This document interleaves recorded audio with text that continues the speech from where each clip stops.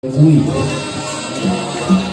ngawruhi kuwi pangrasa miyang batinira dene wujuding lamun wis mapan ana ing tumindak kayu mana srana kang dadi teteken susuh iku kaya dene papan ingkang minangka pancer dene angin kuwi simbole panguripan dene luwih cetha utawa luwih gamblang jeneng Surabaya minangka pangguhaing kewanen umumpat ngebyur telenging samudra ciptaning nedya ciptaning diya nadyan to kudu mati nanging mati ngrungkepi kautaman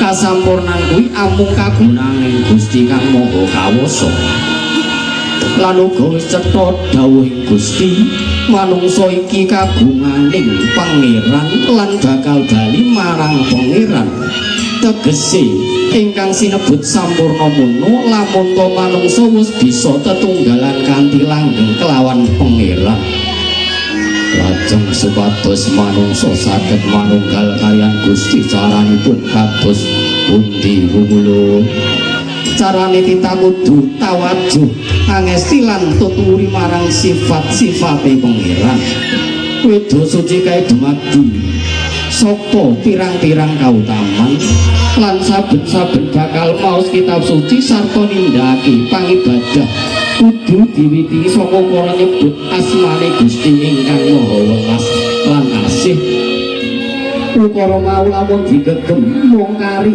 rong tembung ya kuwi welas asih ya Rahman ya Rahim kula kang mangkono Bratasena supaya kita bisa gayuh kasampurnan kudu diwiwiti ngipatake bebangganing kanepson lan uripe tansah ditanduri ngrembakake rasa welas asih marang apa wae lan sapa wae wondene ilmu sangkan paraning dumadi mono menungso kuwi asale saka Gusti ya bakal bali ana ngarsane Gusti tak ambali setisan maneh ilmu sangkan paraning dumadi mono manungsa kuwi asale saka Gusti ya bakal bali ana ngarsane Gusti uga bisa sinebut inna lillahi wa inna ilaihi rajiun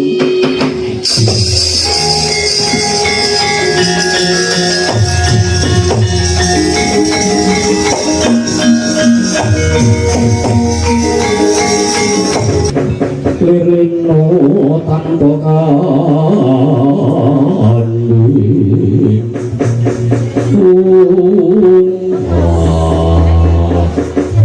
sayang kangkang sinemana kula pukulun ngaturaken gunging panulung paduka pukulun Dwaruci sampun paring padhang tumrap satining Bratasena kawruh iki tumuli sebarna mring sesama kanthi srana madheka pandhita ana pertapan Arga Kiwasa peparapa Begawan Bima Suci jeneng kita Bratasena bakal urung paring busana kang aran nggo gelung minangkara Bratasena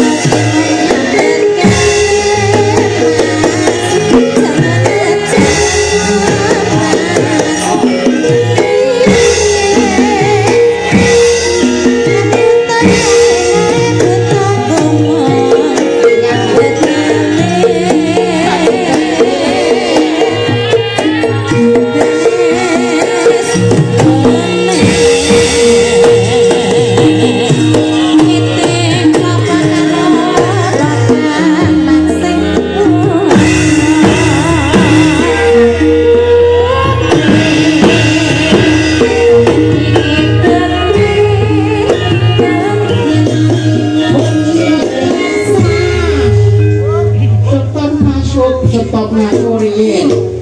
Assalamualaikum warahmatullahi wabarakatuh.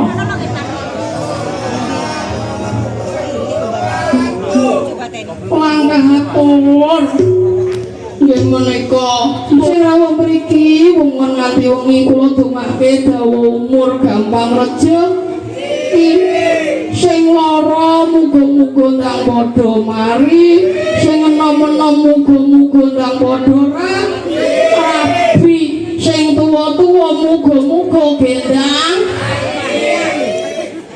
tuwa ndang mati ndang lunga kaji lah ngono kok lah momo ora tak bacoke ndak dirusi bocah kuri iki nyuwun sewu panjenenganipun Kang Rawuh sedaya kemawon jalur resti nom tuwa nom sepuh dikara lingguhan kula kawekani kali buani kalian nggih menika gending-gending ayub ayub menika ditata cengeng ku yo boten nggih para tamu kenging legreng ki malegreng ganti mumpun jugete ayu Mbak Wati yo teko cocok aku manis mas dados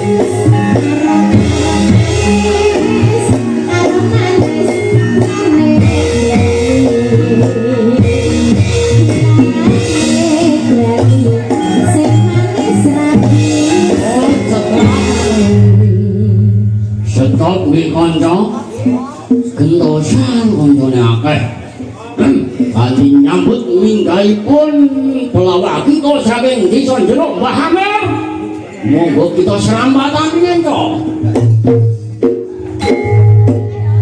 Amir versi wayang golek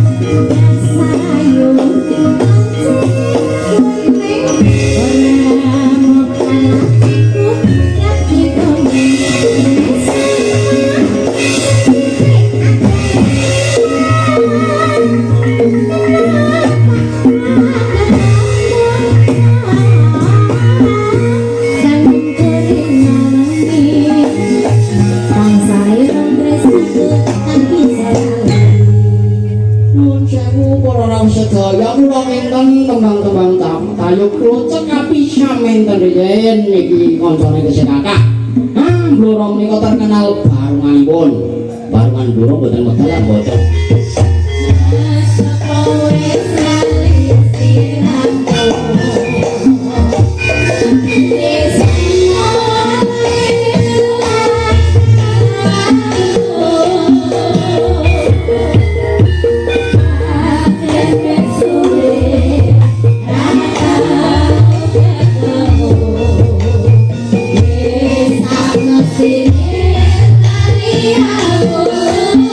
Oh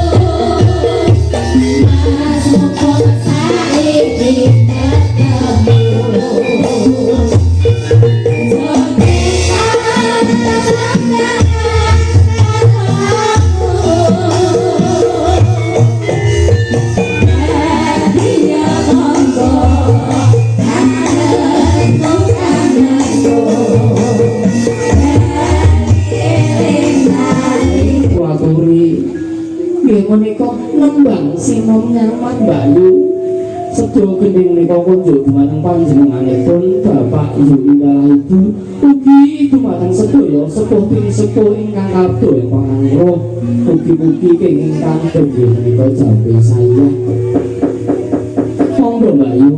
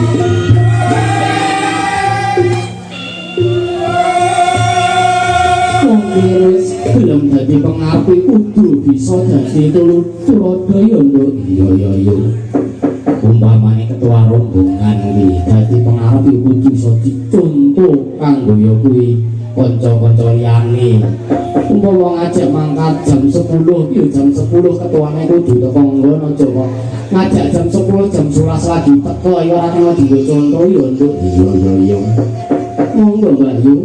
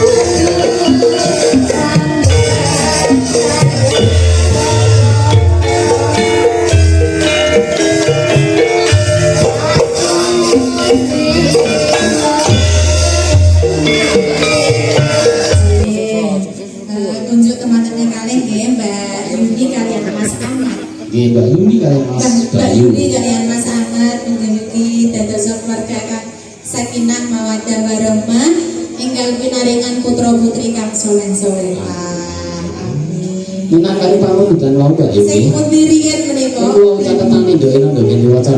Sini kan dulu. Sono biru-birune loro wong loro tumpuk. Menika wau wonten sapa sing panggung mriki nggih wonten sing kersake Napa? ati kalian Katresna sejati nggih Mas. Krishna sejati. Kan dipilangkan siji mbok ke siji soalnya gampang. Jadi mereka saling berterima nurunin sih. Bubuk asmara. Kemarin jenggleng itu jenggleng sempit. Ya iku jenglenge jengleng sampe belum jengleng.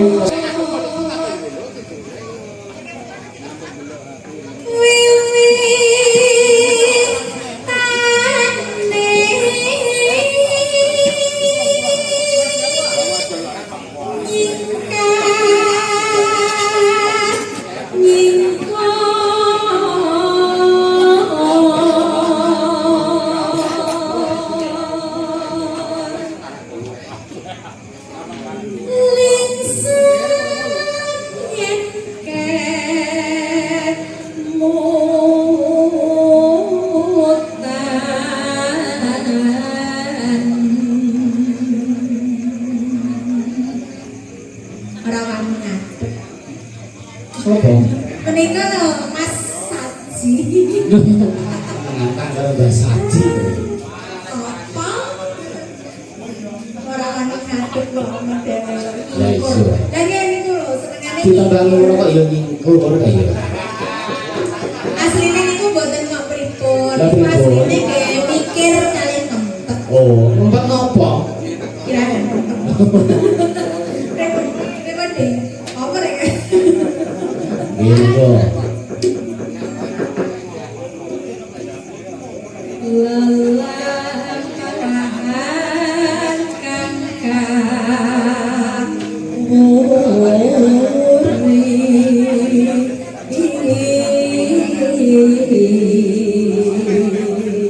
Sajake sampean kok lemes nyapa to, Dik? Kurang bodine kali Mbak. Ora wis sore wis cemepak. Loh, masa ta? Nggih. Wis kakean berarti kakean. Tresno tulus nadyan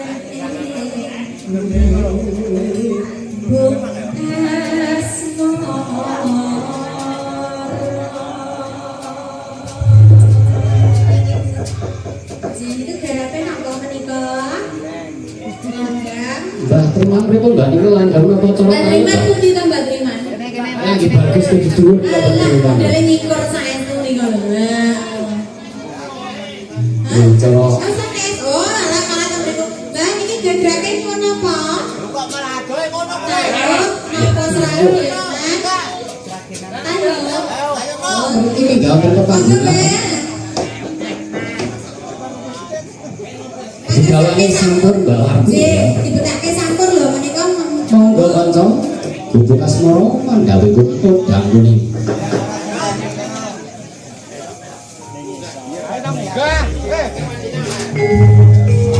Bisa wae to, Mbak? Hah? Pripun, Pak? Riku langsung putune langsung disangoni Mbak. Kancane akeh jebule. Warung doyong. Nah, Oke, siap. niku diladeni Mbak, yo diladeni. Pun mboten usah tawuran, mboten usah tawuran nggih. Boten tawuran gede joget tawuran awon. Maksudnya mboten usah tukaran lho. Perkara njaluk gending kok iso ya Mas. Nyuwun gending napa niku wau? Ngersake warung doyong, Pak. Wau doyong terus. Mbah Men ngersake napa? Niku karek to sementing di sampean sing nemblang lu wis marem kok. Mbok ate. Ayam nomor loro lah. Lintang asmara tak. Kalian napa, Mas? Gak nyandak mau nambah obat mobil. Ban mobil nambale larang kok Mbak ya. Nggih, siap. Warung doyonge kalian napa niki? Mriki wonten panyuwunan teng mriki nggih wonten Budane Kresna wonten Sesudemang. Lah saged gabung itu malah cocok. Nek panggodane Katresnan niku kan belok, Pak. Nggih, Sesudemang Sesideman kali warung doyong ngaten nggih. saged nggih mboten napa-napa, kesane saged niku saged ngratani ya. Nyuwun sewu niki. Sesudemang. Para pandemen tayep yen ngersake ngangge sampur mboten napa-napa. Mboten napa-napa malah gayeng to lho. Itu Mbak Triman nggih. Triman monggo. Monggo sing Monggo. ajae ben golek kanca nanggo halo nase bayu. Nggih, nggih. Oh, yo niki salah yo. Nggih mboten napa nang isor tertib kok nggih. Nggih, nggih. Halo. Tuntutanipun geni sesideman laku daya. Latriman Bapak. Mbak No, persiapan monggo. Apa? Nambal nobat. Dari iki kok nambah tenan. Monggo.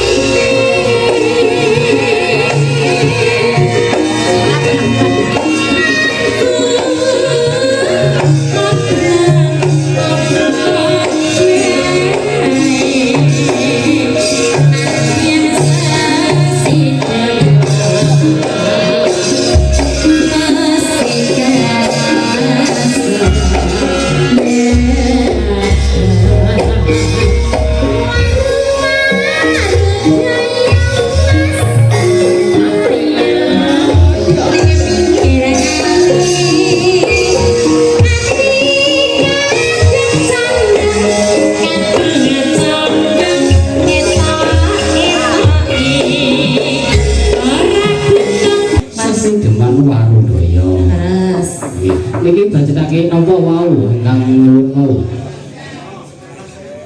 Lintang asmara kalian tambah-tambah. Antri urutane yo Mbak ya.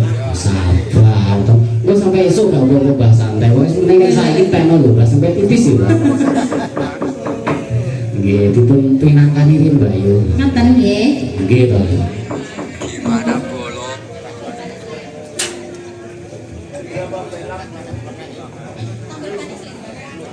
Ketok empun diconcang-concang kok Pak.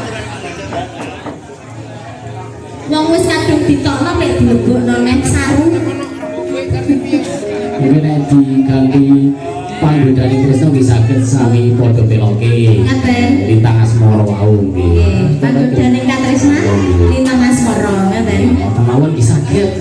Tanggal baliku nggih. Alah gapil perkara nambal Nggih, nomban. ora nambal tomban kono angkat oleh parodi. Biayane nggih mesti kirang niki lho. Masa Nambal 70 ya, Pak. lho ngoten to? Nggih lah nyawere mok 50. Lho kurang 20 berarti. Kok ditambahi santai. Monggo, monggo.